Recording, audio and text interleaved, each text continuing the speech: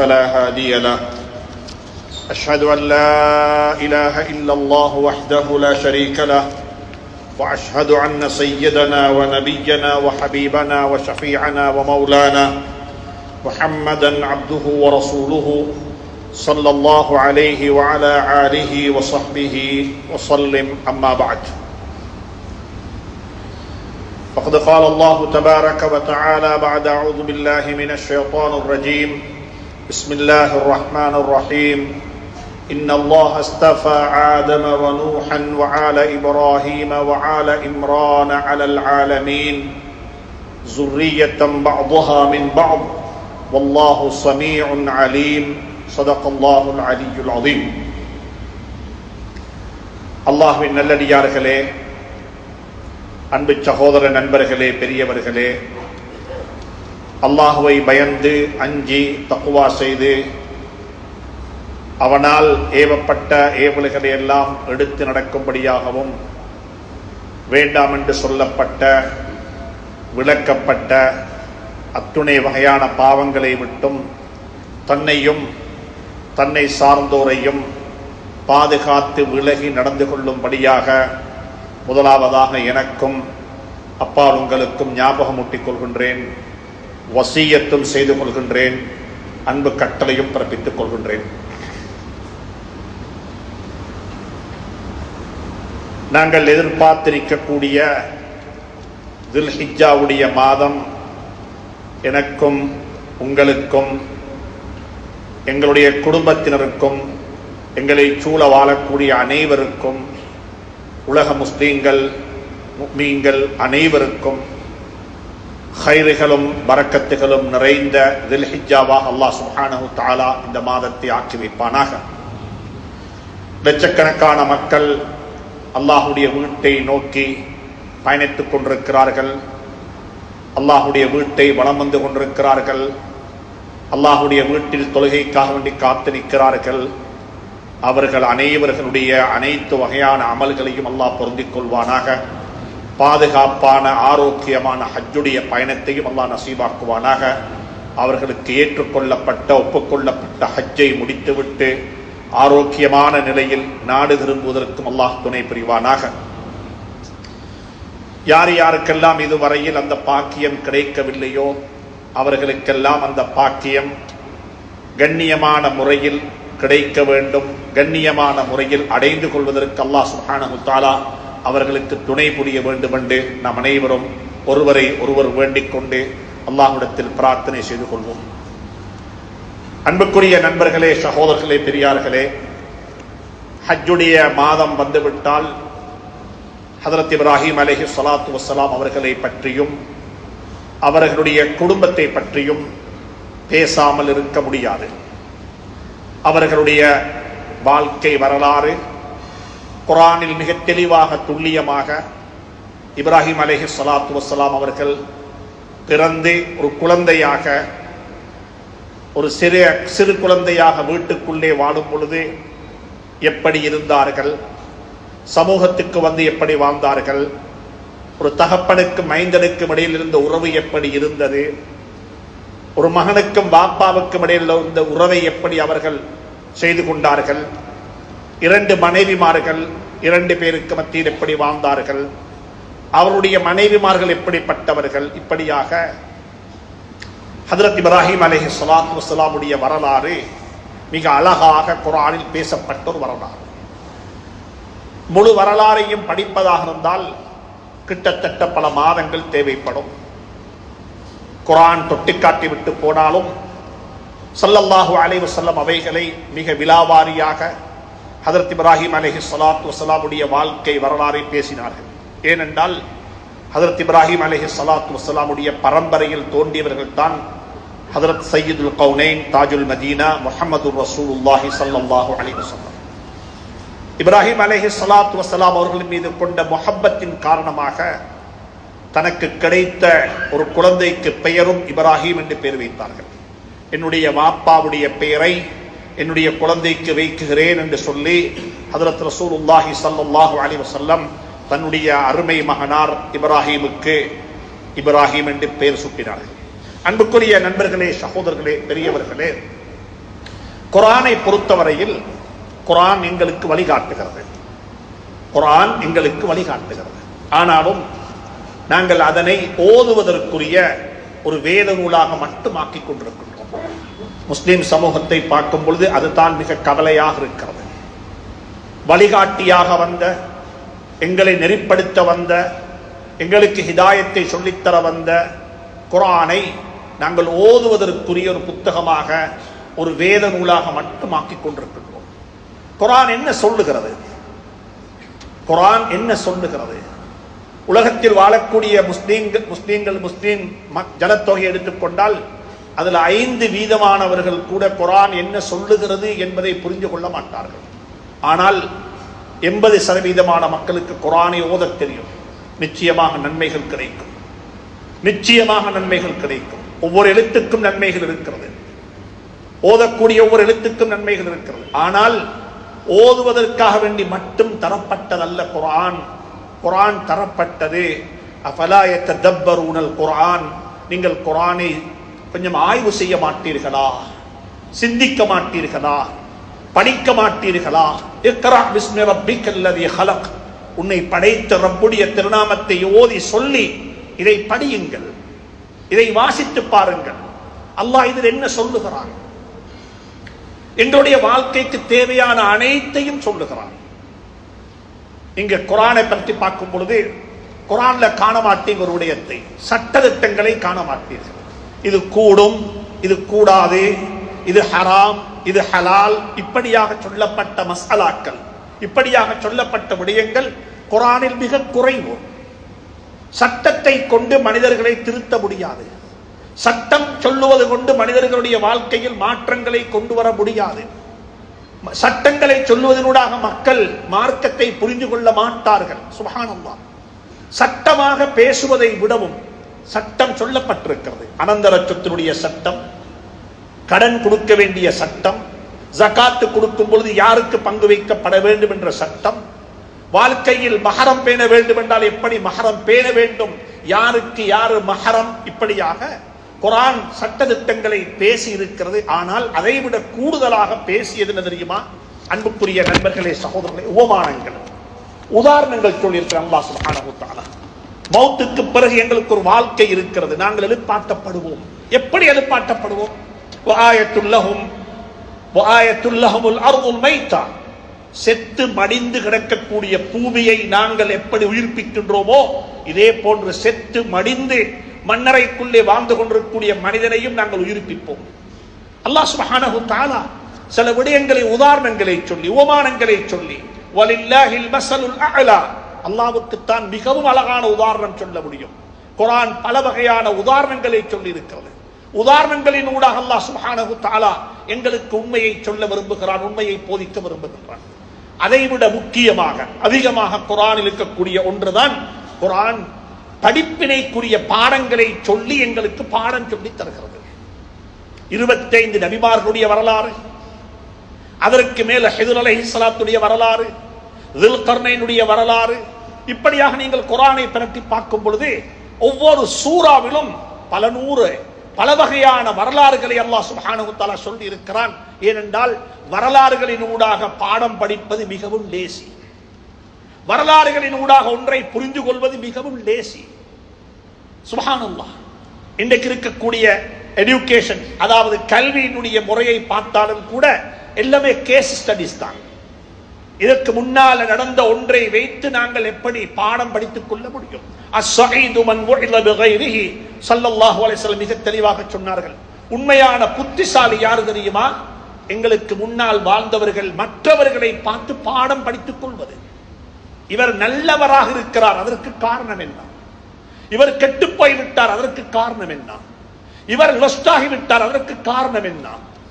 இவர் நல்லவராக வாழ்ந்து மரணிக்கும் பொழுது கேவலமாக மௌத்தாகி விட்டார், அதற்கு காரணம் என்ன? சுப்ஹானல்லாஹ்.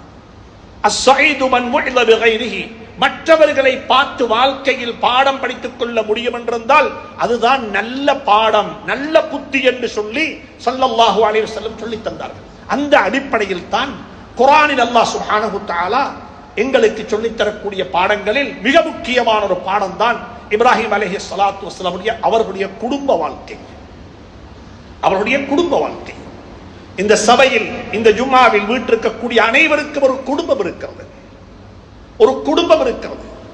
இன்று நாங்கள் எடுத்துக்கொண்டால் தனி மனித வாழ்வில் அல்ஹம்துலில்லாஹ் நாங்கள் திருப்தி கண்டிருக்கின்றோம். தனி மனித வாழ்வில் நாங்கள் திருப்தி கண்டிருக்கின்றோம். நூஹ் நபியை போன்ற, ஆதம் அலைஹிஸ்ஸலாத்து வஸ்ஸலாம் அவர்களை போன்ற தனி மனிதர்கள் எங்களுக்கு மத்தியில் வாழ்ந்து கொண்டிருக்கிறார்கள். அவர்களுக்கு குடும்பம் என்று சொல்லக்கூடியது கிடையாது. பள்ளிக்கு வரும்பொழுது தனியத்தான் வருவார்கள், மகனை காணும், குடும்பத்தை காணும். அல்லாஹ் சொல்லுகிறான், இன்னல்லாஹ் இஸ்தஃபா ஆதம வ நூஹன். சில மக்களுக்கு உதாரணம் நூஹ் நபியை போல. மனைவியும் இல்ல, பிள்ளைகளும் இல்ல, யாரும் இல்ல. அவர் தனிய 950 வருடங்களுக்கு மேலாக இந்த பூமிக்கு மேல் தீன் பணி செய்தவர். ஆனாலும் அவருக்கு அது நசீபாகவில்லை. அப்படிப்பட்டவர்களும் இருக்கத்தான் செய்வார்கள். இதை யாரும் தவறாக புரிந்து கொள்ள வேண்டாம். குழந்தைகள் கெட்டு போனதுக்கு பிறகு நூஹ் நபியினுடைய மகனும் கெட்டுத்தானே போனார் என்று. நூஹ் நபியினுடைய மகன் கெட்டு போனது எப்படி தெரியுமா? அவர் செய்ய வேண்டிய முயற்சிகள் அனைத்தையும் 950 வருடங்கள் கடைசி மூச்சு வரைக்கும் செய்தார். குர்ஆன் அப்படித்தான் சொல்லுகிறது.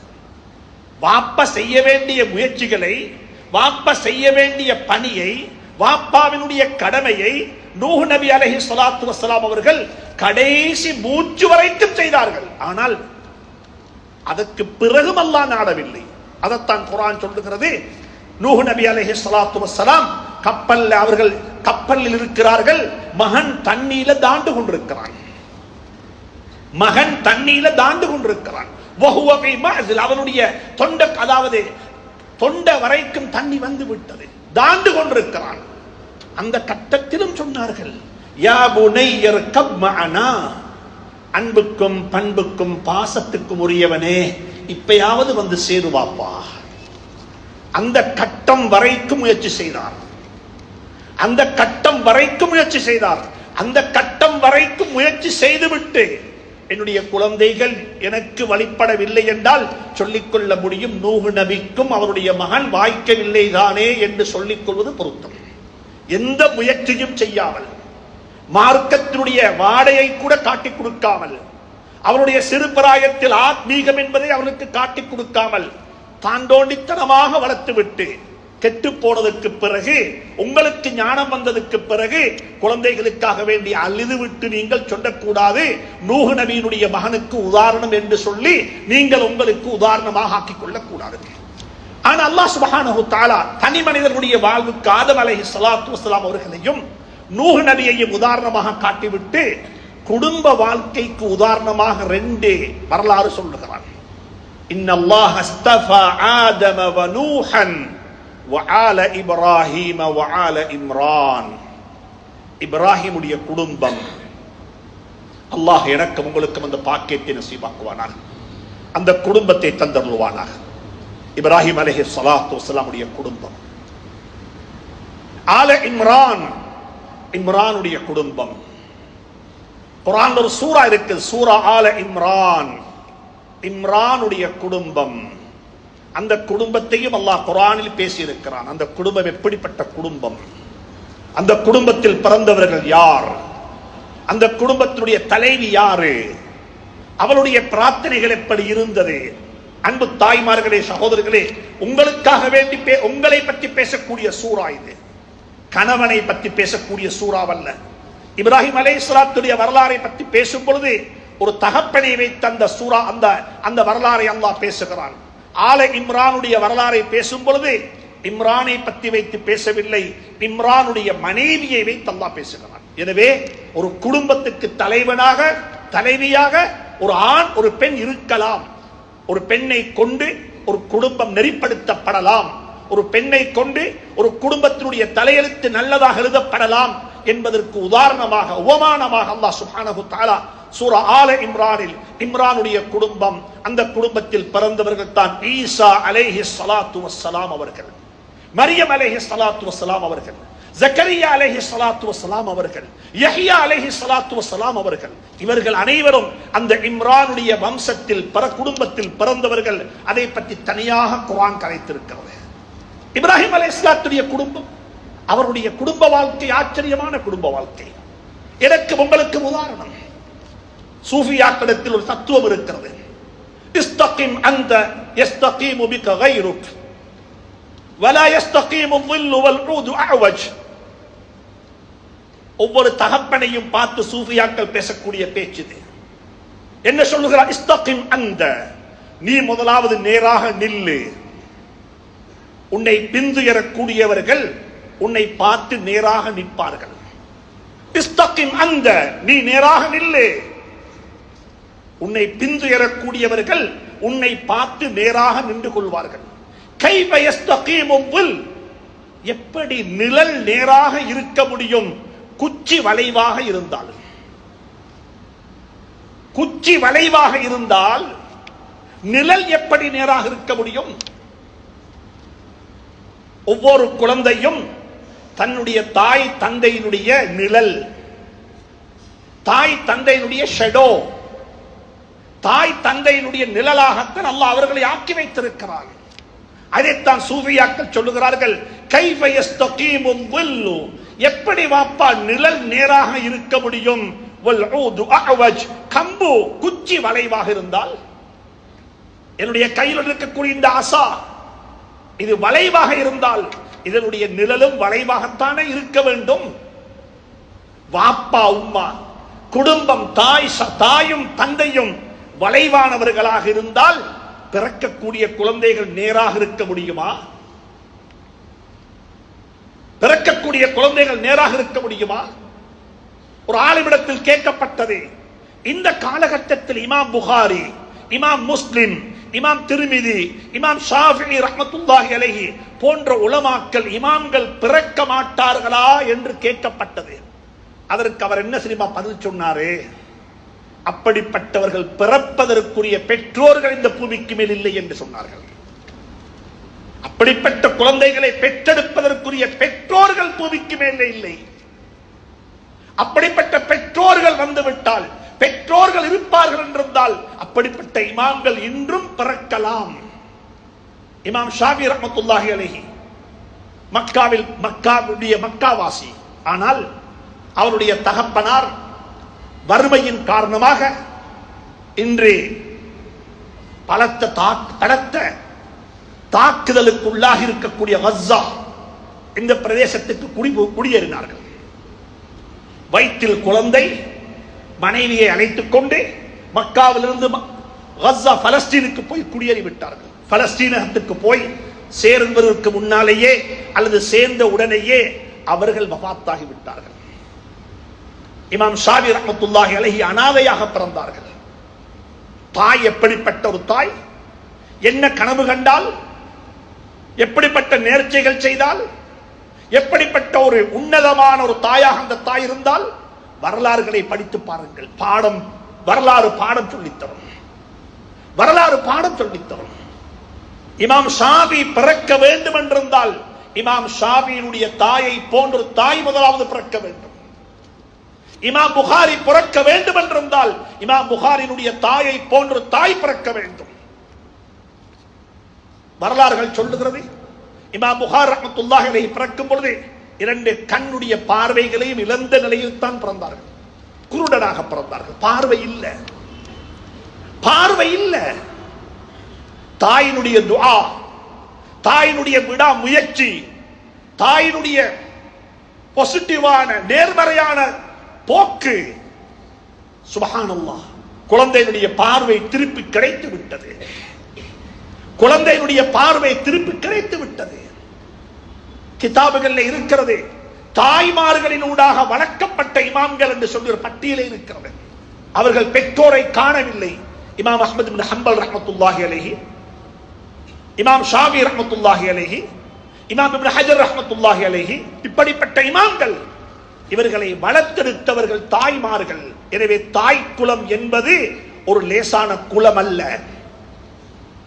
மரியம் அலைஹிஸ்ஸலாத்து வஸ்ஸலாமுடைய தாய் கற்பிணியாக இருக்கிறாள். ஆல இம்ரானில் வரக்கூடிய வரலாறு. அன்புக்குரிய நண்பர்களே, சகோதரர்களே, எனவே வாழ்க்கையில் புரிந்து கொள்ளுங்கள். குடும்ப வாழ்க்கையில் குழந்தைகளை திருத்த வேண்டும் என்று சொல்லி ஆசைப்படக்கூடிய பெற்றோருக்கு சொல்லிக் கொள்கிறேன், நான் ஒரு தகப்பனாக இருந்து பேசுகிறேன். முதலாவது நானும் நீங்களும் எங்களை திருத்திக் கொண்டால் எங்களுடைய குழந்தைகள் தானாக திருந்திவிடும். கம்பு நேராகிவிட்டால் நிழலும் தானாக நேராகிவிடும். அதனால தான் குர்ஆன்ல 2 வரலாறு இருக்கிறது. அதை சொல்லி இந்த ஹுத்பாவை முடிக்கலாம் என்று ஆசைப்படுகிறேன். ஒன்று, இப்ராஹிம் அலைஹிஸ்ஸலாத்து வஸ்ஸலாம் தண்ட மகனிடத்தில் போய் சொல்லுகிறாரு, இன்னும் நபி பட்டம் கிடைத்தில்ல, ஒரு 13-14 வயது நிரம்பிய ஒரு மகன். அந்த மகனிடத்தில் போய் வாப்ப சொல்றாரு. அன்றைக்குத்தான் வாப்பவை சந்திக்கிறாரு. அந்த இன்சிடென்ட்ல தான் வாப்பவை இவர் என்ற வாப்பா என்றது அவருக்கு அன்றைக்குத்தான் தெரியும். அந்த புள்ளட்ட சொல்லுது, வாப்பா, யா புனைய இன்னி அரா ஃபில் மனாமி அன்னி அஸ்பஹ்க, உன்னை அறுத்து சக்ரிஃபைஸ், அதாவது குர்பான் செய்யும்படியாக என்னுடைய ரப்பு எனக்கு கட்டளை பிறப்பித்திருக்கிறான். நான் கனவு கண்டிருக்கிறேன். நபிமார்களுடைய கனவு வகையாகத்தான் இருக்கும். நான் என்ன செய்து கொள்ள என்று கேட்டார்கள். ஒவ்வொரு தகப்பனும் யோசிங்க பார்ப்போம். தண்ட சொந்த வாழ்க்கைக்கு இதை அப்ளை பண்ணுங்க பார்ப்போம்.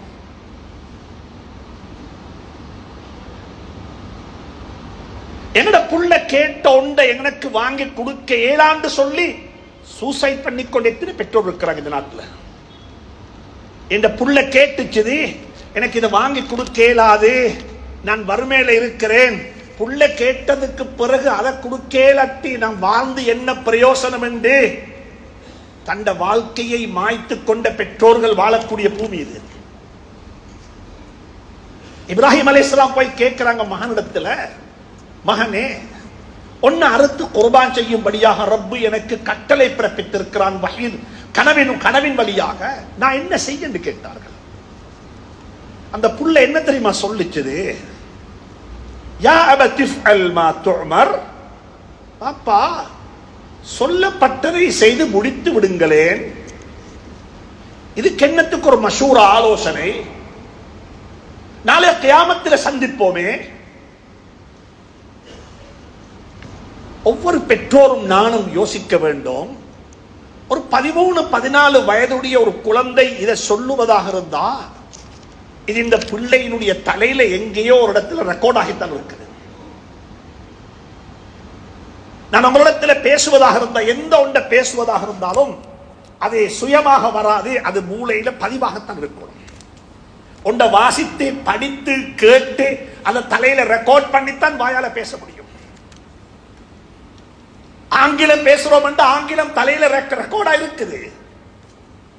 அந்த வெக்காபுலரி, அந்த வார்த்தைகள் எல்லாம் தலையில பதிவாக இருக்குது. தலையில இல்லாத வார்த்தை வாயால வர முடியாது. இந்த 14 வயது புள்ள இப்படி பேசுவதாக இருந்தா, இந்த வார்த்தைகள் இஃப்அல் மா துஅமர், ஏவப்பட்டதை செய்து முடித்து விடுங்க வாப்பா, நாளை கியாமத்தில் சந்திப்போம் என்று சொல்லுவதாக இருந்தா, இது சும்மா வர இல்ல, இது ரெக்கார்ட் ஆகி இருக்குது. உலமாக்கள் சொல்றாங்க, இமாம் புகாரி ரிவாயத்து செய்றாங்க ஹதீஸ், ரியாது சாலிஹீன்ல இருக்குது. ரியாது சாலிஹீன படிங்கோ, வாசிங்கோ. உலமாக்களுக்கு சொல்றேன், இதை வெறுமனே வாசிப்பதின் ஊடாக மட்டும் விளங்க மாட்டாது. இதை உம்மத்துக்கு விளங்கப்படுத்துங்கோ, இது உம்மத்துக்கு விளங்கப்படுத்துங்கோ. ஒவ்வொரு ஹதீஸும் வாசிக்கப்பட்டு விளங்கப்படுத்தப்பட வேண்டும் உம்மத்துக்கு. வெறுமனே ஹதீஸ மட்டும் வாசிக்கிறதினூடாக உம்மத்து புரிந்து கொள்ள மாட்டார்கள். இமாம் புகாரி ரஹ்மத்துல்லாஹி அலைஹி சொல்றாங்க, என்ன தெரியுமா? ஹஜ்ரத் இப்ராஹிம் அலைஹிஸ்ஸலாத்து வஸ்ஸலாம் தண்ட குடும்பத்தை, அந்த பச்சிலன் பாலகன், அந்த மதல புள்ள, அந்த புள்ளைக்கு வயசு 6 மாதம் அல்லது 8 மாசம் என்று சொல்லப்பட்டிருக்குது. அந்த ஏஜ்ல அல்லாஹ்வுடைய கட்டளை, உங்களோட மனைவியை கொண்டு போய் விட்டுட்டு வாங்கோ காபத்துல்லாவுக்கு பக்கத்துல. இன்றைக்கு நாங்க போற காபா, அன்றைக்கு ஜம்சம் இல்ல, அன்றைக்கு ஜம்சம் டவரும் இல்ல, அன்றைக்கு ஹஜ்ருல் அஸ்வதும் இல்ல, அன்றைக்கு மகாமே இப்ராஹிம் இல்ல, அன்றைக்கு ஹிஜ்ரே இஸ்மாயில் இல்ல, அன்றைக்கு ஒன்றும் இல்ல. அது ஒரு பாலைவனம், அதுல ஃபவுண்டேஷன் மட்டும் இருக்குது. வைது பவ்வஅனா லி இப்ராஹீம மக்கானல் பைத், அல்லாஹ் சுப்ஹானஹு வ தஆலா சொல்லுகிறான், அப்படிப்பட்ட இடத்துல கொண்டைத்து விட்டுட்டு வராங்க. அல்லாஹ்வுடைய கட்டளை கொண்டைத்து விட்டுட்டு வாங்கோன்னு சொல்லி இமாம் புகாரி ரிவாயத் செய்றாங்க. தண்ட குடும்பத்தை கொண்டு போய் அன்பு மகனையும் அன்பு மனைவியையும் அல்லாஹ்வுடைய கட்டளை, அல்லாஹ்வுடைய கட்டளை, வேறொன்றும் கிடையாது, வேறொன்றும் கிடையாது. மனைவிக்காக வேண்டி பிள்ளைகளுக்காக வேண்டி ஹராத்த செய்யக்கூடிய ஒவ்வொரு பெற்றோரும் இத படிங்கோ, இத வாசிங்கோ. என்ன செய்ய பிள்ளைய சந்தோஷமா வைக்கணும், என்ன செய்ய மனைவிய சந்தோஷப்படுத்தணும். என் மனைவிய சந்தோஷப்படுத்தணுமா, அதுக்கு என் உம்மாவோட கோவிச்சு கோலோணும்டா கோவிச்சு கொள்ற பிரச்சனை இல்லை. ஆனா உங்களோட உண்மை யாரு தெரியுமா? உங்களோட சுவர்க்கம், உங்களோட உம்மாவோட சுவர்க்கம். அல்லாஹ் எனக்கு உங்களுக்கு துணை புரிவானார். உங்களுடைய பெற்றோர்களை மன்னரைகளை சுரத்தின் பூங்காக்களாக்கி வைப்பானார். இப்ராஹிம் அலைஹிஸ்ஸலாம் விட்டுட்டு போறாங்க. மனைவி ஆச்சரியம், என்ன இது நடக்குது? அவர் வார்த்தை கேட்டா, கையில புள்ளைய வச்சுக்கொண்டு, கையில புள்ளைய தூக்கி கொண்டு வார்த்தை கேட்டா, யா இப்ராஹிம் ஐன தذهب وتتركنا بهذا الوادي الذي ليس فيه انيس ولا شيء فقالت ذلك له مرارا وجعل لا يلتفت اليها. இப்ராஹிம் எங்க போறீங்க? எங்களை விட்டுட்டு, கையில புள்ள, பச்சிலன் பாலகன், இந்த குழந்தைய சுமந்து கொண்டிருக்கிறாங்க. இந்த தாய் ஒரு கேள்வி கேட்கிற, எங்க போறீங்க? எங்களுக்கு என்ன நடக்க போகுது? இங்க யாரும் இல்லையே. விவாதின் கைரசி ஸர்இன், ஒரு மரம், ஒரு செடி, ஒரு கொடி ஒன்றும் இல்ல. அப்படிப்பட்ட இடத்துல விட்டுட்டு போறீங்க, எங்க போறீங்க? அவர் பதில் சொல்லவும் இல்லை, திரும்பி பார்க்கவும் இல்லை. என்ன திரும்பி பார்க்கல, கண்ணால கண்ணீர் கொட்டும், திரும்பி பார்க்கல அழுக வந்துடும், திரும்பி பார்க்கல ஒன்னும் செய்யல. அல்லாஹ்வுடைய கட்டளை விட்டுட்டு போறாங்க. அப்ப அந்த மனைவி கேட்டா, கையில புள்ளைய சுமந்து கொண்டு, அல்லாஹு அமரக பிஹாதா, இப்படி செய்யும்படியாக அல்லாஹ்வா உங்களுக்கு சொன்னான். அப்ப தலையை ஆட்டி சொன்னாங்க, அல்லாஹ்வுடைய கட்டளை பிரகாரம் தான் நான் இதை செய்வேன். அப்ப அந்த தாய் என்ன தெரியுமா சொன்னால், கையில புள்ளைய தூக்கி கொண்டு, நீங்க பத்திரமா போய் வாங்கோ. இதன் லா யுதையன அல்லாஹ், அல்லாஹ்வுடைய கட்டளையாக இருந்தால் அல்லாஹ் எங்களுடைய வாழ்க்கையை வீணாக்க மாட்டான். இந்த தாய் இந்த கையில புள்ளைய சுமந்து கொண்டுதான் கேட்டா, அல்லாஹு அமரக பிஹாதா, இப்படி அல்லாஹ்வா சொன்னான் என்று கேட்டா. அதே வார்த்தையைத்தான் இப்ராஹிம் இஸ்மாயில் சொல்றாங்க, இஃப்அல் மா துஅமர், ஏவப்பட்டதை செய்து விடுங்களேன். உம்மா கேட்டா, அல்லாஹ்வுடைய கட்டளையா? ஓ அல்லாஹ்வுடைய கட்டளை, அப்படியாக இருந்தால் அல்லாஹ் வீணாக்க மாட்டான். அதைத்தானே சொல்றாரு புள்ள, அதைத்தானே புள்ள சொல்லுது. அன்பு தாயே, சகோதரியே, சோசியல் மீடியாவையும் கார்ட்டூனையும் சினிமா படங்களையும் தேவையில்லாத நாடகங்களையும் ஓரமாக வைத்து விட்டு கையில குழந்தைகளை சுமந்து கொண்டு குர்ஆனை ஓதி ஓதி பிள்ளைக்கு பால் கொடுங்க பார்ப்போம். உங்களோட புள்ள குர்ஆனுடைய ஹாஃபிஸாக தானாக மாறிவிடும். நான் மத்தத சொல்ல விரும்ப இல்லை, நான் மத்தத சொல்ல விரும்ப இல்லை. ஒரு பிள்ளையினுடைய எதிர்காலத்தை எழுதக்கூடிய சக்தி அந்த தாய்க்கு தான் இருக்கிறது. அந்த தாய் கேட்டால், அல்லாஹ்வுடைய கட்டளையா இது என்று சொல்லி, அல்லாஹு அமரக பிஹாதா, இப்படி செய்யும்படியாக அல்லாஹ்வா சொன்னான் என்று கேட்டார். அந்த தாய் கேட்டால், அதே வார்த்தையை மகன் சொல்லுது, இஃப்அல் மா துஅமர், அல்லாஹ்வுடைய கட்டளையாக இருந்தால் அதில் என்ன ஆலோசனை, அதில் என்ன மசூரா, அதில் என்ன டிஸ்கஷன்? இஃப்அல் மா துஅமர், ஏவப்பட்டதை செய்து முடித்து விடுங்க வாப்பா என்று சொல்லி கட்டளை பிறப்பிக்குது புள்ள. அல்லாஹ் எனக்கு உங்களுக்கும் அப்படிப்பட்ட குடும்பத்தை நசீவாக்குவானாக, அப்படிப்பட்ட குடும்ப உணர்வை நசீவாக்குவானாக. பிள்ளைகளுக்கு வாழ்ந்து காட்டுவோம். இன்னும் ஒரு வரலாறும் குர்ஆன் இருக்குது. இந்த காலத்தில் இதெல்லாம் ஆச்சரியமாக இருக்கலாம். யூசுப் அலைஹிஸ்ஸலாத்துடைய வரலாறு பெரிய வரலாறு, குர்ஆனுடைய வரலாறு, அழகான வரலாறு. யங்ஸ்டர்ஸ், இன்றைக்கு இருக்கிற வாலிபர்கள், ஒவ்வொரு வாலிபனும் படிக்க வேண்டும். ஒவ்வொரு வாப்பா படிக்க வேண்டும், அது வேறொரு கோணத்தில். ஒவ்வொரு யூத்தும் படிக்க வேண்டும். எங்கட வாழ்க்கையில நாங்க எப்படிப்பட்ட ட்ரஸ்ட்வர்தியாக இருக்கணும், எப்படிப்பட்ட பியோ சுத்தம் இருக்கணும் எங்கள்கிட்ட. அன்பான வாலிபர்களே, திருமணம் முடித்தா எல்லாருக்கும் ஞாபகம் இருக்கும் ஃபர்ஸ்ட் நைட். ரெண்டு விஷயத்தை சொல்றேன். கல்யாணம் முடிச்சு வாழ்ந்த ஃபர்ஸ்ட் நைட்ட போல கபருடைய ஃபர்ஸ்ட் நைட்டும் இருக்குது.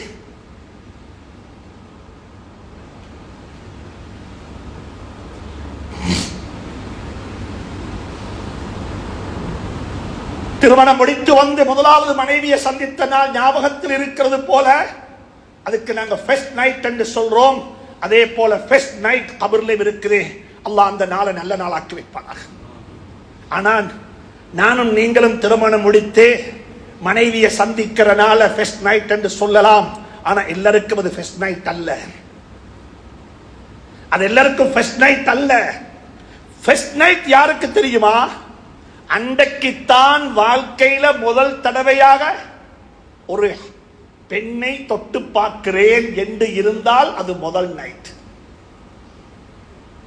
லைஃப்ல. இன்றைக்கு தான் திருமணம் முடித்து கபில் து நிக்காஹா சொல்லி இன்றைக்கு தான் முதல் தடவையாக ஒரு பெண்ணை என்னுடைய கையால தொட்டிருக்கிறேன் என்ற நாளாக அந்த நாள் இருக்கும் என்றால் அந்த இரவுக்கு பெயர் ஒரு நைட். அது ஃபர்ஸ்ட் நைட் இல்ல. இதுக்கு முன்னால் எவ்வளவோ தொட்டிருக்கிறேன், எவ்வளவோ முசாபா செஞ்சிருக்கிறேன், எவ்வளோ எல்லாம் செஞ்சு பார்த்திருக்கிறேன் என்றிருந்தா ஞாபகத்தில் வச்சுக்கோங்க, அது ஃபர்ஸ்ட் நைட் அல்ல, அதுவும் ஒரு நைட்.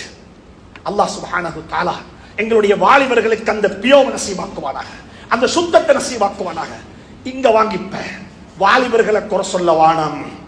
அதுக்கு அல்லாஹ் குர்ஆன்ல உதாரணம் சொல்றான். யூசுப் அலைஹிஸ்ஸலாத்து வஸ்ஸலாம் அவர்கள் ஒரே சிறை கைதி, அட்ரஸ் இல்லாத ஆள்.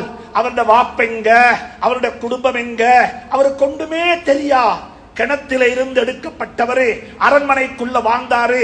அட்ரஸ் இல்லாத ஒருவரை, ஒரு அட்ரஸ் உள்ள ஒரு பெண்மணி, அந்த நாட்டினுடைய முதல் பெண்மணி அல்லது அந்த நாட்டினுடைய பைனான்ஸ் மினிஸ்டருடைய மனைவி, அவளுக்கு ஒரு ஆசை வருகிறது. இந்த வாலிபர் மீது ஒரு மோகம் வருகிறது. இவர் அடைஞ்சு கொள்ளணும், இவர் அடைஞ்சு கொள்ளணும் ஆசை வருகிறது. அப்ப யூசுப் அலைஹிஸ்ஸலாமின் நபி பட்டம் கிடைத்தில்ல. ஒரு வாலிபர், ஒரு யங் ஏஜில் இருக்கிறாரு. அந்த ஏஜில், அந்த வயசுல யூசுப் அலைஹிஸ்ஸலாத்தை அந்த பெண் நாடுறாள். சும்மா நாட இல்ல, அத்தாரிட்டியோட நாடினாள். ரிக்வெஸ்ட் இல்ல, ரிக்வெஸ்ட் பண்ணல, அத்தாரிட்டி. என்ன அத்தாரிட்டி தெரியுமா? கதவெல்லாம் மூடினாள். அரண்மனையினுடைய கதவெல்லாம் மூடினாள். சந்தர்ப்பம் பார்த்து கொண்டே இருந்தால் கணவன் வீட்டை விட்டு வெளியே போகும் வரைக்கும், கணவன் வீட்டை விட்டு வெளியே போன நேரம் வந்துச்சு, கதவெல்லாம் மூடி போட்டு யூசுப் அலைஹிஸ்ஸலாத்தை போய் கூப்பிடுறாள் பாவத்தின் பக்கமாக. அல்லாஹ் குர்ஆன்ல சொல்லுகிறான், وَرَاوَدَتْهُ الَّتِي هُوَ فِي بَيْتِهَا عَنْ نَفْسِهِ وَغَلَّقَتِ الْأَبْوَابَ وَقَالَتْ هَيْتَ لَكَ قَالَ مَعَاذَ اللَّهِ إِنَّهُ رَبِّي أَحْسَنَ مَثْوَايَ إِنَّهُ لَا يُفْلِحُ الظَّالِمُونَ. யூசுப் அலைஹிஸ்ஸலாத்து வஸ்ஸலாம் அவர்களை அந்த சகோதரி, அந்த வீட்டுக்குள் இருந்த அந்த பெண்மணி பாவத்தின் பக்கமாக அழைக்க இல்ல, ரிக்வெஸ்ட் பண்ண இல்ல, நிர்பந்திக்கிறாள். செய்து வந்துதான் ஆக வேண்டும், உனக்கு வேற எந்த ஒன்றும் செய்ய இயலாது, கதவு மூடப்பட்டிருக்குது. இப்ப யூசுப் அலைஹிஸ்ஸலாம் தவிந்து கொள்றாங்க. இப்ப யோசிங்க பார்த்தோம், இது நடக்கலுமா? இது பாசிபிளா? ஒரு யூத், ஒரு வாலிபன், அட்ரஸ் இல்லாத ஒரு ஆள், இந்த பெண்மணியை கையில வச்சு கொண்டா எல்லாம் நடக்கும், எல்லாம் சரி. இந்த பெண்மணி தானே ஃபர்ஸ்ட் வைஃப், அந்த நாட்டினுடைய முதல் பெண்மணி, அவ கையில வச்சு கொண்டா. இப்ப அல்லாஹ் இந்த வரலாறை சொல்லி சொல்றான், நீங்க கொஞ்சம் யோசிங்கோ. ஒரு புள்ள, ஒரு யங் ஏஜ்ல ஒரு யூத் இப்படி சொல்லுவதாக இருந்தா இதுவும் தலையில ரெக்கார்ட் ஆயிருக்கணும். இது ஜீன்ஸ்ல வரணும், இது ஜீன்ஸ்ல வரணும். இமாம் புகார் ரஹ்மத்துல்லாஹி அலைஹி இந்த யூசுப் அலைஹிஸ்ஸலாத்து வஸ்ஸலாமுடைய வாப்பம்மா, வாப்பட உம்மவை பத்தி குர்ஆன்ல பேசியிருக்கிறார் அல்லாஹ் சுப்ஹானஹு வ தஆலா. இமாம் புகாரி சொல்றாங்க தன்னுடைய புகாரி ஷரீஃப்ல, யூசுப் வாப்ப யார்? யாக்கூப் அலைஹிஸ்ஸலாம். யாக்கூப் வாப்ப யார்? இஸ்ஹாக் அலைஹிஸ்ஸலாம். இஸ்ஹாக் அலைஹி ஸலாத்து வஸ்ஸலாமுடைய உம்மா சாரா அலைஹி ஸலாத்து வஸ்ஸலாம் அவங்க இப்படித்தான் நடந்து கொண்டாங்க. வாப்பம்மா செய்ததை பேரப்புள்ள செய்து காட்டுது. வாப்ப உம்மோட ஆக்ஷன் புள்ளையோட ஆக்ஷனாக மாறுது. லா யஸ்தகீமு ظில்லு வல் அவ்து அஅவஜ். கம்பு குச்சி வளைவாக இருந்தால் ஒரு நாளும் நிழல் நேராக மாட்டாது. இதைத்தான் அந்த புள்ள சொல்லுது. நம்ரூத் என்ற மன்னன் ஹஜ்ரத் சாராவை அழைத்து இப்ராஹிமுடைய வைஃப இப்ராஹிம் அலைஹிஸ்ஸலாத்துடைய மனைவியை கடத்தி கொண்டு போய் ஒரு அறைக்குள்ள வைத்து புகாரிய பெறட்டுங்க சகோதரர்களே, படிங்க இந்த பாடத்தை. எங்கட பிள்ளைகளுக்கு இந்த புகாரிய படிச்சு கொடுங்க. இந்த ரியாது சாலிஹீன வாசிங்க வீட்டுல. இந்த பிள்ளைகளுக்கு சொல்லிக் கொடுங்க என்ன இருக்குது இதுல. புள்ள வாப்பம்மா செஞ்சத புள்ள செய்து என்ன சொல்லுது புள்ள வாப்பம்மா? அல்லாஹ் குர்ஆன் இமாம் புகாரி சொல்றாங்க, அந்த அரசன் எடுத்துக்கொண்டு போய்த்து அந்த பெண்ணை தண்ட அறைக்குள்ள போட்டு கதவெல்லாம் மூடிட்டான். ஹதீஸ்ல வந்த வார்த்தைகள் அப்படியே எனக்கு சொல்ல நேரம் இடம் கொடுக்குதில்லை. கதவெல்லாம் மூடிட்டான். மூடிட்டு யூசுப் அலைஹிஸ்ஸலாத்தை பாவத்தின் பக்கமாக நிர்பந்தித்தது போல அத்தாரிட்டியோட அந்த அரசனும் அத்தாரிட்டியோட இந்த சாராவை நிர்பந்திக்கிறான். இவன் கொண்டும் செய்யலாம், நோ சாய்ஸ். இவன் இதை செய்ய இல்லைண்டா கொண்டு போட்டுடுவான். இவன் செய்ய இல்லைண்டா என் லைஃப் முடிஞ்சு, என் கணவனும் இல்லை, எனக்கு யாரும் இல்லை, இந்த அறைக்குள்ள நான் மட்டும் இருக்கிறேன். இவன் என்ன பாவத்தின் பக்கமாக நிர்பந்திக்கிறான். இந்த நேரத்தில் அவருக்கு இருந்த ஒரே ஒரு ஆயுதம் துஆ மட்டும்தான். துஆ மட்டும்தான்.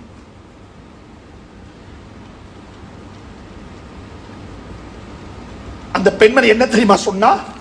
அல்லாஹும்ம இன் குன்து ஆமன்து பிக் வ பிரசூலிக் வ அஹ்ஸன்து ஃபர்ஜி இல்லா அலா ஸௌஜி. யா அல்லாஹ், நான் உன்னை விசுவாசம் கொண்டிருக்கிறேன், உன்ட ரசூலை நம்பி இருக்கிறேன். இந்த கற்பை என் கணவனுக்கு அல்லாம வேறு யாருக்கும் இதுவரையில நான் வசப்படுத்தி கொடுக்க இல்லை. இவ்வளவு நாளும் என் கண்ட்ரோல்ல வச்சு கொண்டிருந்தேன். இதை யாருக்கும் கொடுக்க இல்லை. இன்றைக்கு இது என் கையில இல்ல, நீ தங்கத்தை உன்னிடத்தில் ஒப்படைச்சிட்டேன். இதுக்கு பிறகு நீ பார்த்துக்கோ. அவன் ரெண்டு கையும் அப்படியே சூகையாகி விட்டான். அவன் கீழே உட்கார்ந்துட்டான்.